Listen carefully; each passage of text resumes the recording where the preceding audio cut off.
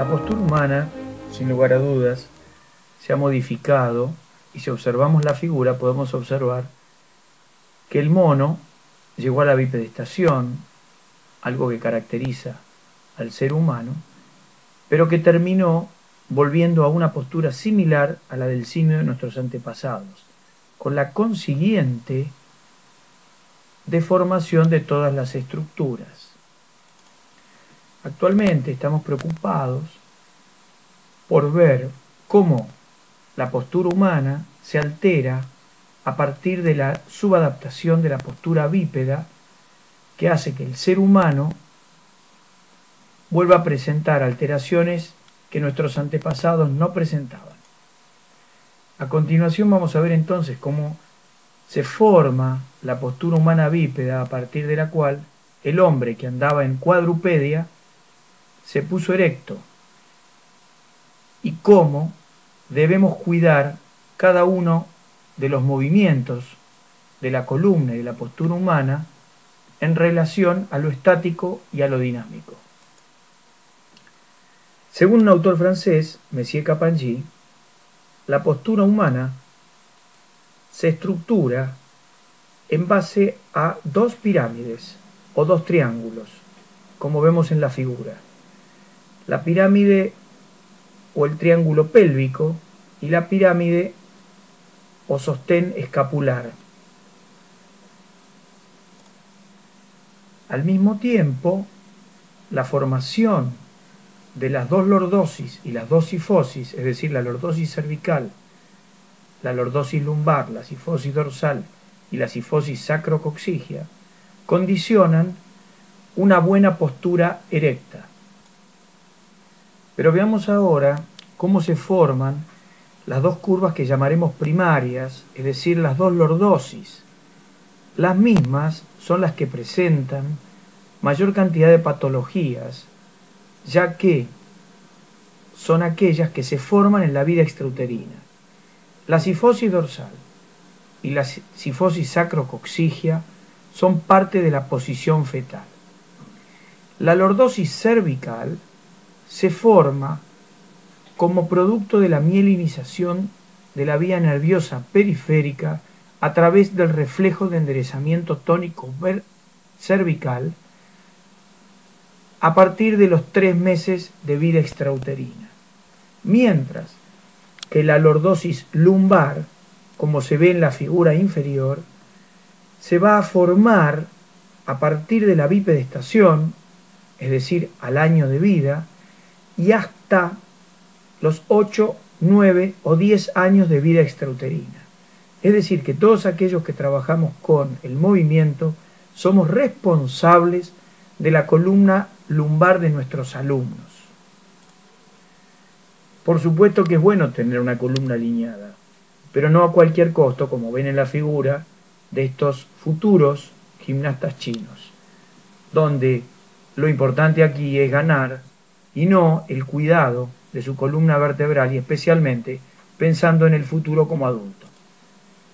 Lo que vemos en la figura es el llamado par kinemático, es decir, dos estructuras vertebrales con su disco intervertebral y su núcleo pulposo en el centro. Lo que podemos observar, según Messier Capangui, es que el segmento anterior A es el que va a determinar el soporte de peso o carga, que está influido fundamentalmente por la acción de la gravedad y por el peso de nuestros segmentos. Por otro lado, por el lado del segmento B, es el de las apófisis articulares, que es aquel donde se va a producir el movimiento de la columna vertebral, teniendo en cuenta que la articulación que une las apófisis articulares pertenece al género de las artrodias, es decir, que apenas tienen pequeños movimientos. Respecto al segmento anterior de soporte de carga o peso, la columna vertebral lo realiza en forma eficiente a partir del disco intervertebral, formado, como se ve en la figura, por fibras concéntricas del anillo fibroso y en el centro un núcleo pulposo que contiene enorme cantidad de agua. Este disco intervertebral presenta estas capas concéntricas donde la orientación de sus fibras se van oblicuizando de afuera hacia adentro y hacen que este anillo sea sumamente resistente y sostenga las presiones que soporta, que son amortiguadas por el núcleo pulposo. La altura del disco intervertebral depende de las presiones que soporta. Esta altura crece o decrece en forma exponencial, como se ve en la figura en la parte oscura. Es decir, que nuestro disco intervertebral a lo largo del día va decreciendo, llegando aproximadamente en un individuo adulto normal a ser más o menos 1 centímetro o 1,5 centímetros menos altos a las 6 o 7 de la tarde. Es por esta razón también donde el crecimiento se da a partir de la posición horizontal. Esto explica por qué debemos reposar en posición horizontal y donde el mínimo de cantidad de horas es de 6 por día, ya que con menos cantidad de horas solamente se llega a recuperar entre el 30 y el 40% de la altura del disco, haciendo que la disminución del espacio intercorporal a nivel de las vértebras haga que aumente el rozamiento y por lo tanto predisponga a rozamientos excesivos con aparición de artrosis prematuras. Es fundamental, por lo tanto, mantener flexible la columna vertebral, pero otra vez, no a cualquier precio, como ocurre con este pequeño gimnasta chino, donde aquí el objetivo es su máxima flexibilidad para un rendimiento deportivo. Desde el punto de vista dinámico, teniendo en cuenta que la columna vertebral presenta artrodias, como ya dijimos, desde las apófisis articulares, y anfiartrosis, las de las articulaciones que articulan los cuerpos vertebrales entre sí, podríamos decir que cada par kinemático tiene una limitada movilidad. Sin embargo, comparándola con la articulación escapulohumeral en un arco de movimiento máximo que tiene la misma y considerando que esta es la articulación más móvil del cuerpo, solamente llegaríamos a 180 grados. Sin embargo, sumando la movilidad de cada par kinemático, podemos observar, como se ve en la figura, que la columna vertebral presenta una movilidad extrema que llega a los 240 grados, partiendo de un plegado adelante y llegando hasta un suplés atrás.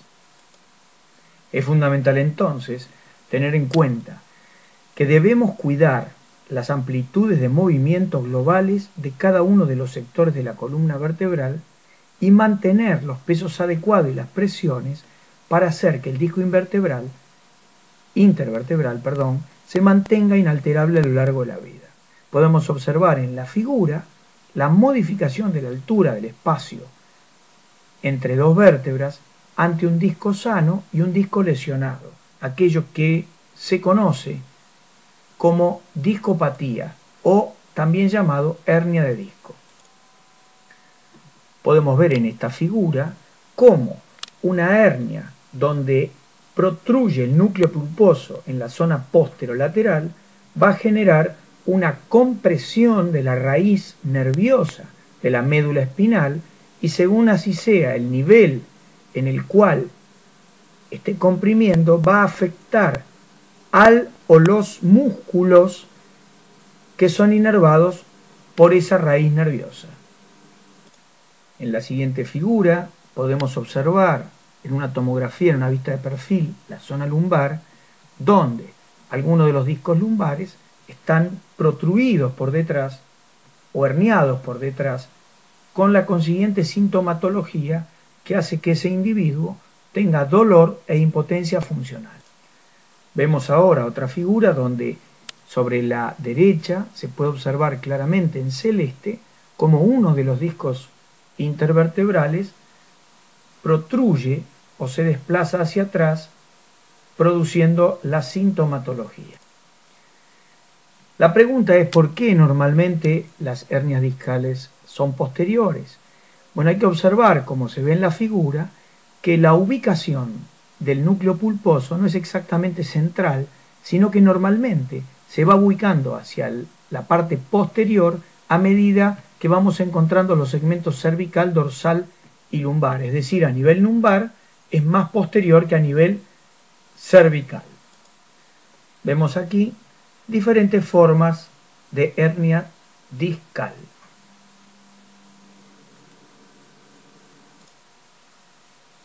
En las placas siguientes se puede observar cómo la compresión radicular a nivel terminal de la columna vertebral o el estrechamiento del canal por donde pasa la cola de caballo produce una estenosis de ese canal con la consiguiente compresión radicular. Uno de los puntos críticos de la columna vertebral, es decir, aquel punto donde se produce la mayor cantidad de lesiones, es el conocido y llamado charnela lumbosacra. Está formado por lumbar 4, lumbar 5 y sacra 1. Es allí donde la inversión de las curvas y las fuerzas que van una hacia atrás y otra hacia adelante, llamadas fuerzas de cizallamiento, producen la típica lesión discopática o hernia de disco en ese nivel donde se encuentra la mayor frecuencia de afecciones o discopatías.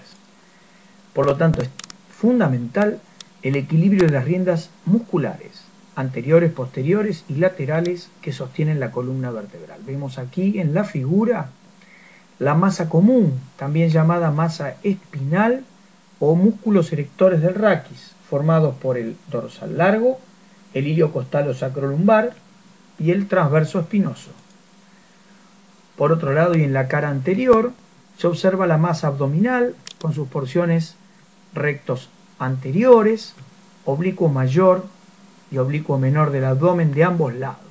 Recordando que, como se ve en la figura, no existen los abdominales superiores e inferiores, ya que no existe inserción intermedia entre el pubis, las últimas costillas y el apéndice sifoides.